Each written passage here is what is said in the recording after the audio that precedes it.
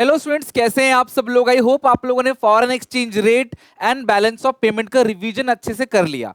अगर किसी भी बच्चे को लगता है कि वीडियो लंबी है या वीडियो छोटी है या समझ नहीं आ रहा, तो प्लीज मुझे कमेंट सेक्शन में बताओ। मैं प्रॉमिस करता हूं मैं फिर से तुम्हें अच्छे से जिस भी पोर्शन में जहां भी दिक्कत है सब अच्छे से करा दूंगा।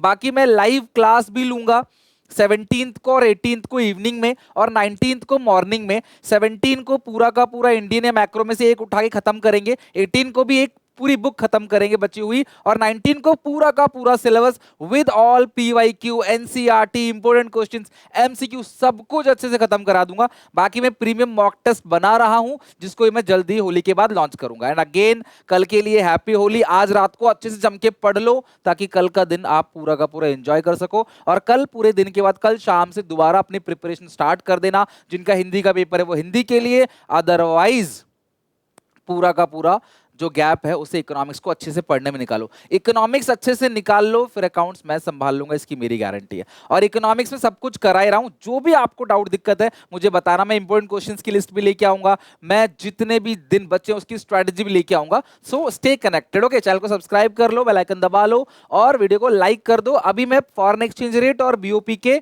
जो प्रीवियस ईयर्स क्वेश्चन है ना वो कराऊंगा, और ये बहुत इंपॉर्टेंट है जो इस पेपर में 2025 के पेपर में आपको देखने को मिलेगा। तो सबसे पहले फॉरेन एक्सचेंज रेट। एक बात और बता दूं, मैं जो भी पीवाईक्यू करा रहा हूं ना वो 3 नंबर 4 नंबर वाले करा रहा हूं। 1-1 मार्कर वाले क्वेश्चन जो है वो रात को लेके आऊंगा। रात को 9 बजे 1-1 मार्कर वाला क्वेश्चन मिलेगा, 9 to 9:30 के अराउंड वीडियो आ जाएगा। जरूर देख लेना आपका पूरा का पूरा इसमें, क्योंकि इसमें एमसीक्यू ज्यादा आते हैं। जो बीओपी है ना और फॉरेन एक्सचेंज है उससे एमसीक्यूज ज्यादा आते हैं, लॉन्ग क्वेश्चंस कम आते हैं पेपर में, बट जितने भी आए हैं वो मैंने सारे यहां पे कवर कर रखे हैं। तो सबसे पहला क्वेश्चन जो है, how exchange rate is determine under free market exchange rate system. अब ये सीबीएसई का आंसर है जो सीबीएसई देती है, लेकिन मैं रेकमेंड करूंगा कि आप इस क्वेश्चन में जरूर जरूर जरूर इसका डायग्राम बनाओ। तो फ्री मार्केट में एक्सचेंज रेट डिटरमाइन कब होता है? जब डिमांड फॉर फॉरेन एक्सचेंज और सप्लाई फॉर फॉरेन एक्सचेंज आपस में बराबर हो जाते हैं। When demand for foreign exchange is equal to supply for foreign exchange, वो रेट जो है वो इक्विलिब्रियम या पार रेट ऑफ एक्सचेंज होता है, right. Equilibrium rate of exchange established at a point where the quantity demanded and quantity supply of foreign exchange are equal in the foreign exchange market is if disequilibrium occurs, it may lead to a situation of excess demand and excess supply. The market mechanism will drive to the exchange rate back to the equilibrium level.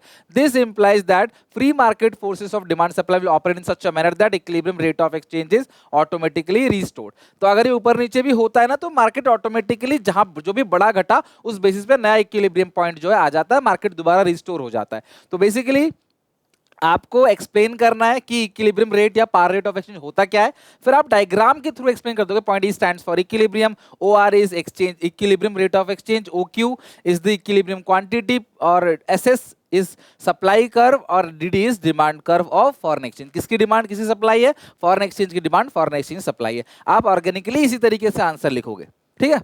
Next second question, there exist a positive relationship between the foreign exchange rate and supply for foreign exchange. बिल्कुल correct है, foreign exchange rate बढ़ता चला जाएगा, supply for foreign exchange बढ़ता। यहां भी diagram बनाओगे, बेटा ध्यान रखना डायग्राम के लिए बोलेगा नहीं कि डायग्राम बनाओ।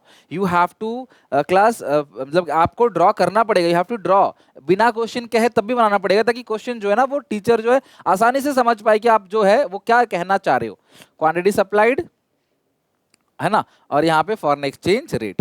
तो जैसे जैसे फॉरेन एक्सचेंज रेट बढ़ता है सप्लाई बढ़ता है, ये पॉजिटिव रिलेशनशिप है, बिल्कुल करेक्ट। और इसका डायग्राम जो ग्राफ है वो अपवर्डली स्लोपिंग बनता है, ये लिखना पड़ेगा आपको। इन्होंने क्या लिखा है? Yes, when foreign exchange rate rises the demand for domestic market becomes relatively cheaper for the buyer, so rest buyer of the rest of the world। जब फॉरेन एक्सचेंज रेट बढ़ता है ना, मान लो $1 है, मान लो 50 रुपए का, फिर ये $1 जो है वो 60 रुपए का हो गया, तो फॉरेन एक्सचेंज रेट बढ़ गया, तो बाहर वाले क्या करेंगे? इंडिया से ज्यादा सामान जो है वो खरीद के ले जाएंगे।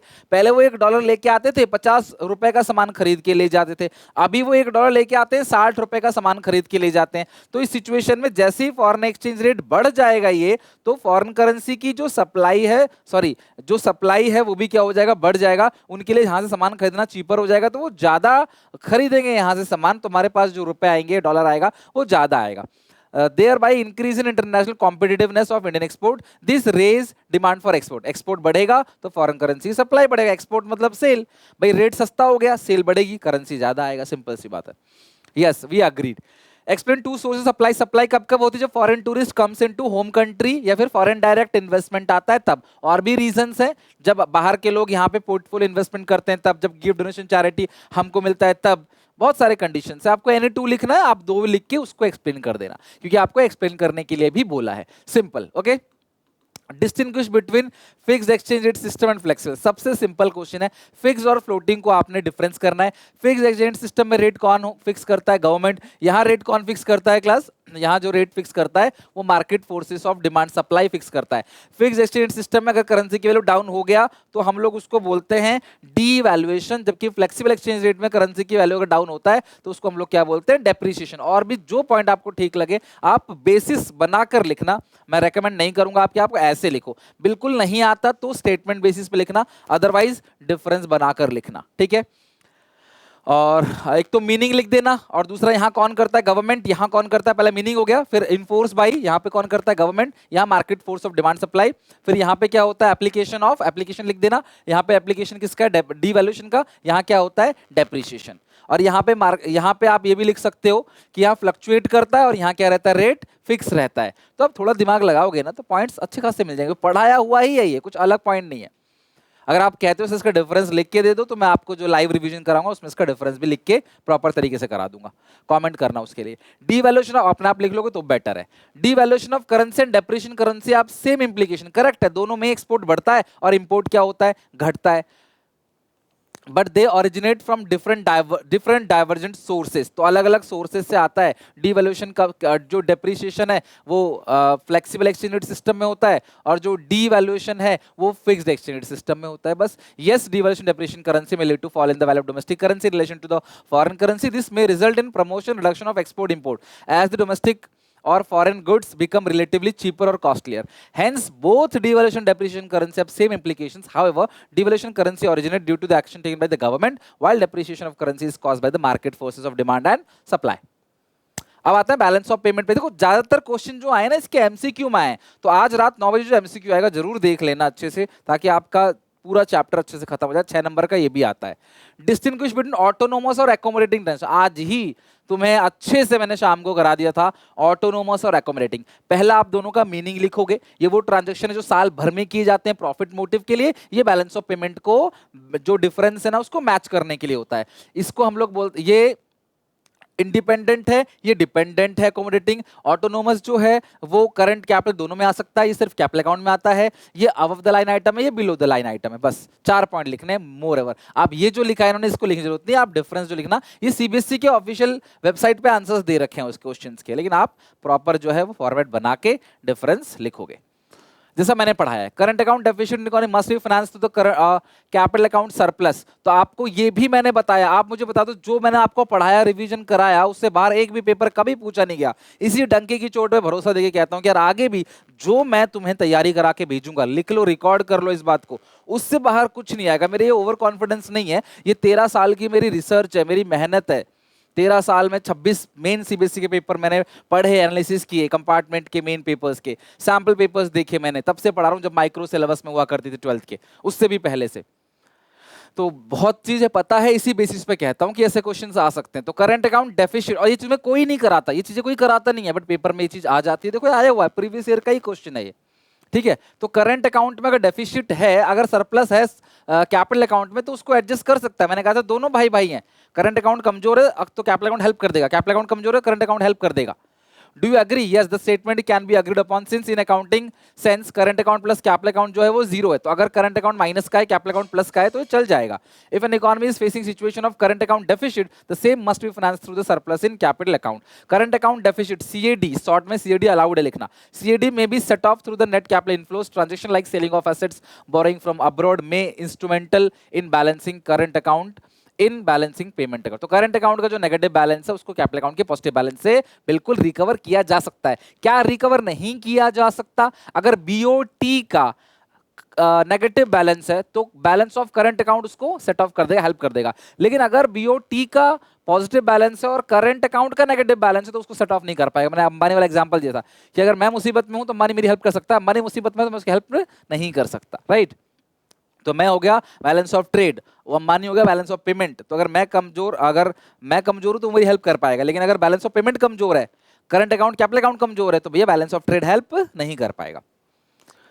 Outline the meaning and reason behind the narrowing the current account deficit. ठीक है, तो रीजन बताना है जो करंट अकाउंट डेफिसिट है, नैरो डाउन द करंट। तो करंट अकाउंट डेफिसिट कैसे कम करेंगे? Current account deficit arises when receipt of export of goods and services and unilateral transfers are less than the payment of import.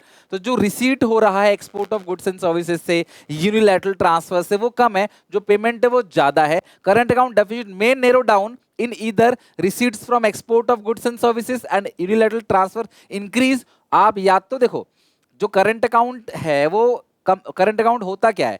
Current account तीन चीजें आती हैं current account के अंदर, गुड्स आती है, सर्विसेज आता है और यूनिलैटरल ट्रांसफर आता है।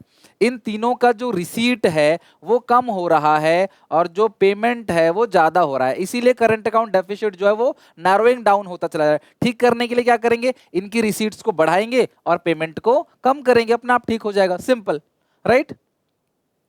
फॉरेन पोर्टफोलियो इन्वेस्टमेंट को फॉरेन इंस्टीट्यूशनल इन्वेस्टमेंट भी बोलते हैं, FII, witnesses a sharp turnaround 2023-24 with the net portfolio investment inflows. पैसा आ रहा है ना, इन विच सब अकाउंट, तो पैसा आ रहा है तो कैपिटल अकाउंट के अंदर आएगा, which side of balance of payment पैसा आ रहा है तो क्रेडिट अकाउंट के अंदर आएगा। State the meaning of balance of payment deficit. तो बैलेंस ऑफ पेमेंट डेफिसिट मतलब क्या होता है कि आपका export of all economic item कम है और imports of all economic item क्या है? ज्यादा है। तो foreign portfolio investment is in India is the fiscal year 23-24 will be recorded on the credit side of the capital account or balance of payment account. It is recorded on the credit side as result in inflow of the foreign exchange. तो ये credit side आएगा और capital account के अंदर आएगा। Furthermore, such transactions are documented in capital account as they are reflected change in ownership of financial asset between the resident। कोई भी चीज capital account में कब आता है? जब change होती है ownership between the resident of a country and rest of the world. आप किसी कंपनी के शेयर्स खरीद रहे हो तो आप उसके मालिक बन रहे हो, वो कैपिटल अकाउंट में आता है। शेयर हो गया, इन्वेस्टमेंट्स हो गया, लोन हो गया, ये सब कैपिटल अकाउंट के अंदर आता है, वह पैसा आएगा, ठीक है। आपको बताना balance of payment deficit occur when autonomous receipt falls short. अब यार ये चीज जरूर लिखना, और इवन मैंने भी आज तुमको यही रिवाइज कराया था कि जब भी बैलेंस ऑफ पेमेंट का सरप्लस है, डेफिसिट है, उसका डेफिनेशन में ना ये जो ऑटोनोमस आइटम है वो जरूर लिखना।